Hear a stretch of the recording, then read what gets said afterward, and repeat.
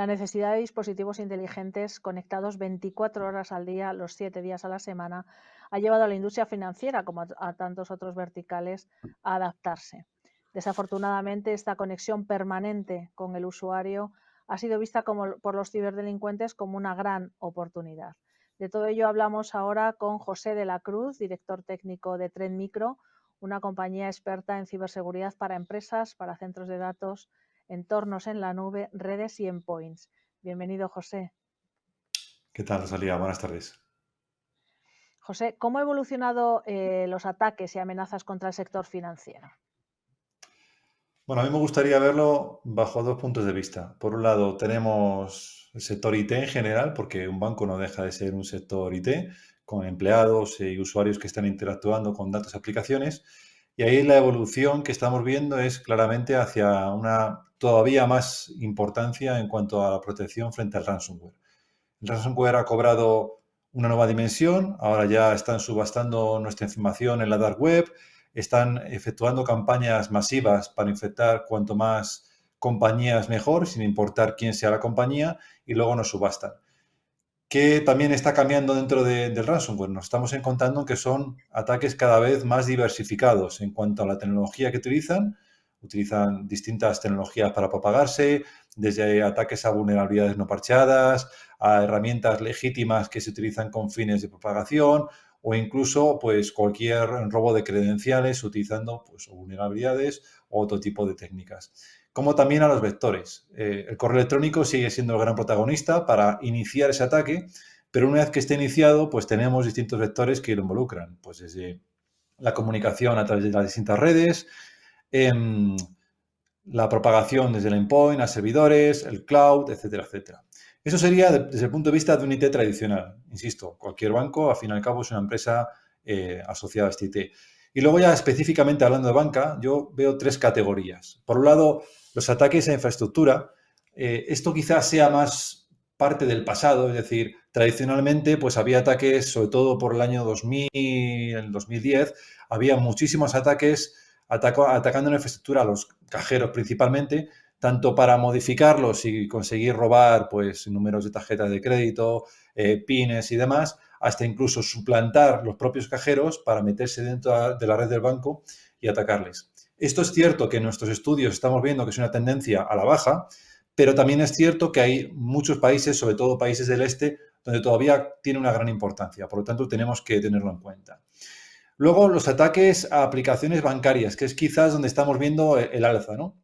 Aquí tenemos, de nuevo, dos vertientes. Desde el punto de vista del usuario, donde predominan las aplicaciones de uso móvil, aquí nos estamos encontrando utilización de ataques más que vulnerabilidades, malware específico para dispositivos, sobre todo dispositivos Android, donde se está atacando mucho a al segundo factor de autenticación, principalmente al SMS. Es decir, ya no solamente les basta con robar acceso, credenciales y demás a aplicaciones bancarias, sino que además también analizan o capturan el segundo factor de autenticación a través de SMS para poder llevarse toda la foto completa y operar como si fuese la propia víctima, ¿no? El propio usuario.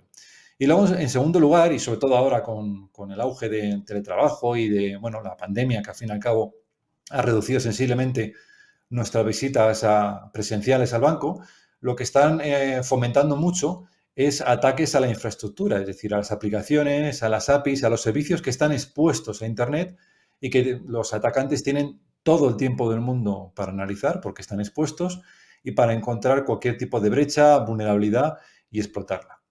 Y por último, y no por ello menos importante, nos encontramos con los ataques a terceros, concretamente los ataques a la cadena de suministro, donde hay terceros que interactúan con el banco y que si bien el banco probablemente sea mucho más difícil de atacar porque va a tener medidas de seguridad más robustas y más potentes, pues a lo mejor atacar a esa pyme que interactúa directamente con el banco pues va a ser más sencillo porque no tiene tantas medidas de seguridad.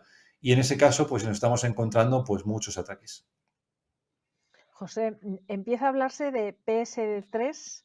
¿Está preparada la banca para ella y, sobre todo, se ha logrado la adopción de PSD2? ¿Cómo lo estáis viendo? Bueno, bajo nuestro punto de vista, PSD2 empezó con mucha fuerza.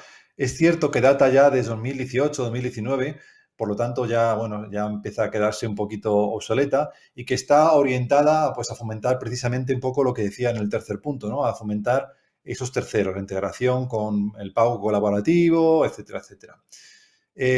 Tiene una fuerte adopción, yo creo que se está implementando bastante bien, pero es cierto también que la posible llegada de la PSD3 va a estar pues muy relacionada con una estandarización. A día de hoy nos encontramos con que sí, se está fomentando esa colaboración, pero cada uno hace la guerra por su cuenta, cada uno define sus estándares, sus APIs, sus maneras de interactuar con sus terceros y al final el no contar con una homogeneización pues se traduce en que puedes tener problemas pues, de seguridad, ¿no?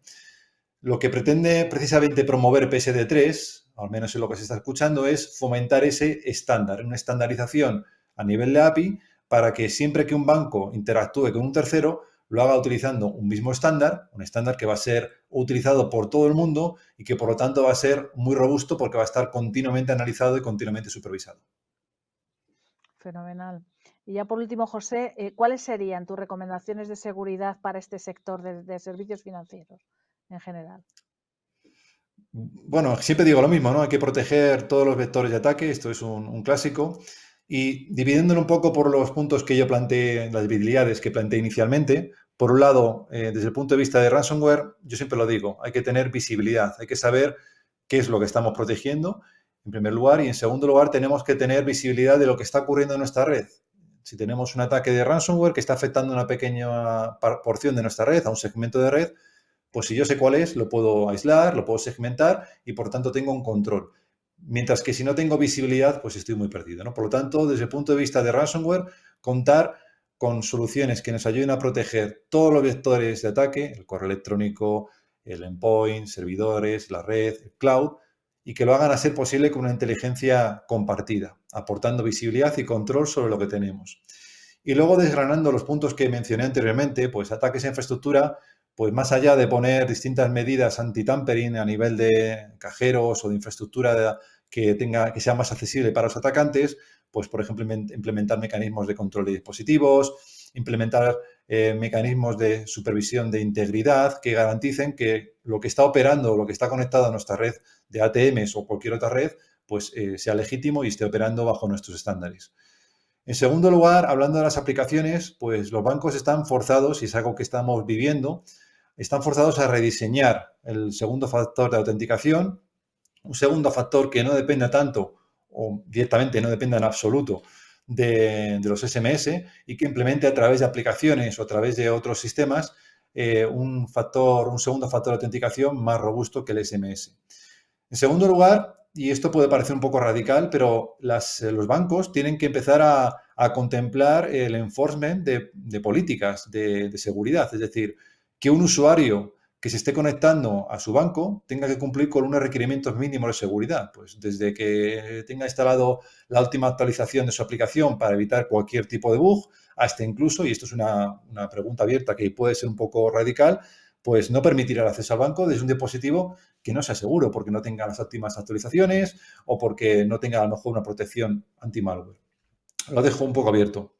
Y en tercer lugar, pues proteger la infraestructura, ¿no? Todas las aplicaciones, todos los servicios que interactúan con esas aplicaciones, pues hay que protegerlos, incorporando pues tecnologías RASPI que nos ayuden a proteger pues tanto las aplicaciones como los containers, que es algo que está muy de moda hoy en día a la hora de publicar aplicaciones, pues protegerlos de manera continua, integrándonos en el ciclo de vida, proteger todo el tema de parcheado, utilizando tecnología de parcheado virtual, un concepto que cada vez cobra más fuerza, sobre todo hoy en día que todos los bancos están trabajando en cloud, es el CSPM, el Cloud Security Posture Management, que nos ayuda a supervisar el cumplimiento normativo interno nuestro y también normativo por parte de las normativas públicas, como hemos mencionado antes.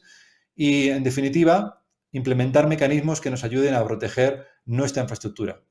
Y ya por último, y acabo, cuando hablamos de ataques a terceros, precisamente cuando atacamos a la cadena de suministro, el BEC cobra una importancia muy grande. Por lo tanto, tenemos que implementar mecanismos que nos ayuden a detectar ese tipo de ataques para proteger no solamente a nuestra entidad, sino a los terceros que colaboran con nosotros.